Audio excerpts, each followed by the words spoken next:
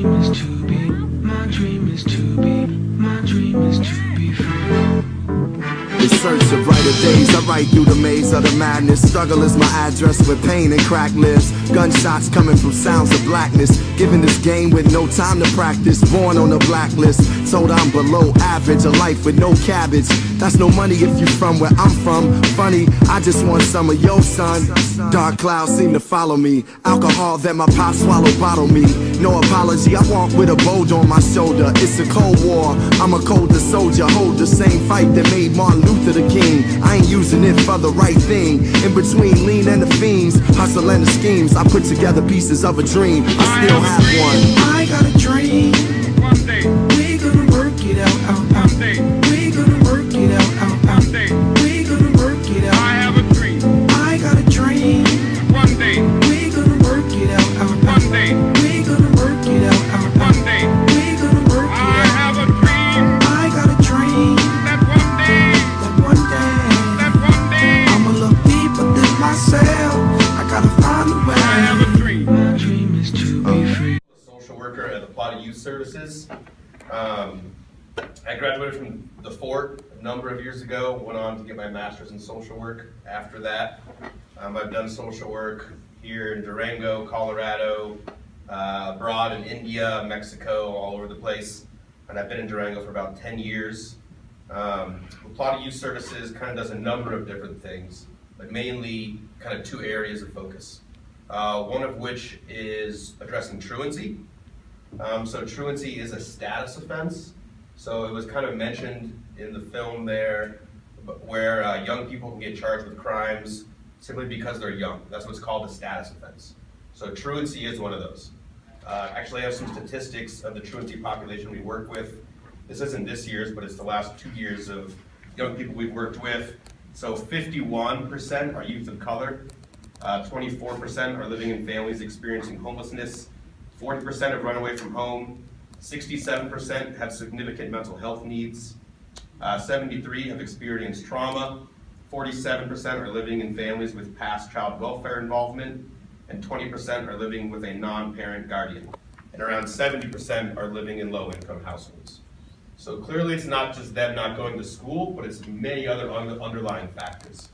One other thing I do at La Plata Youth Services is called the Community and Schools Partnership.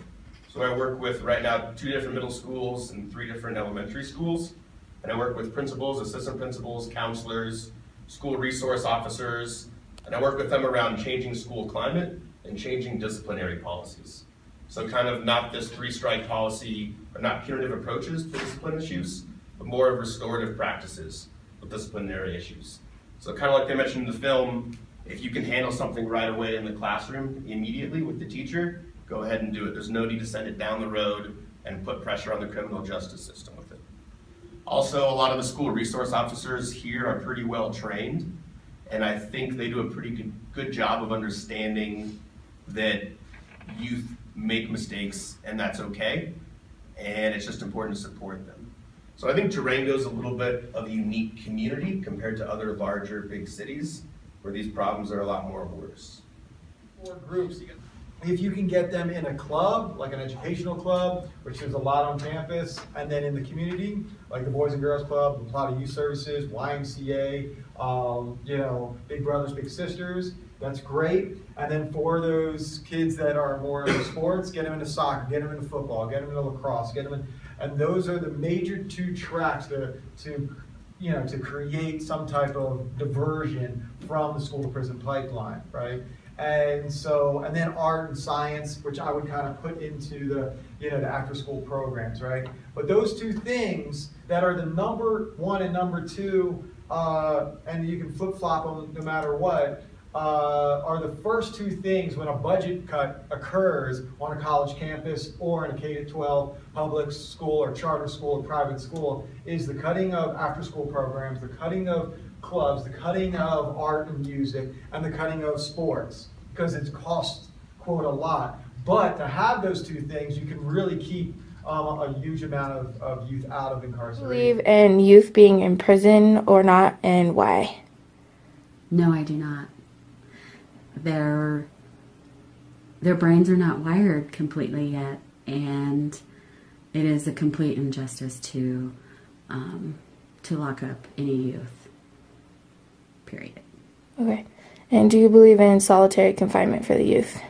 No, I do not. It's mentally damaging. Do you think children should be imprisoned? Why or why not?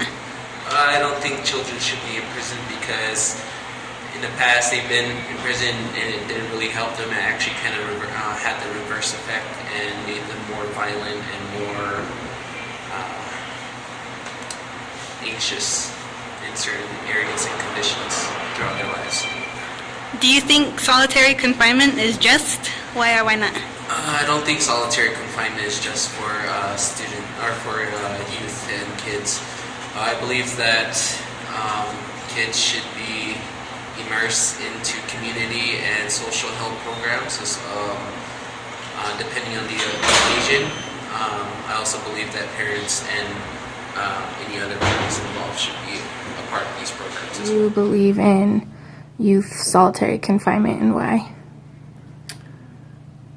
I do not. I think that would be considered cruel and unusual punishment. I mean, even for adults, that's a questionable tactic that really doesn't rehabilitate, and specifically with children, if they are incarcerated, the whole purpose is try to rehabilitate them. So solitary confinement is going to work against that. So.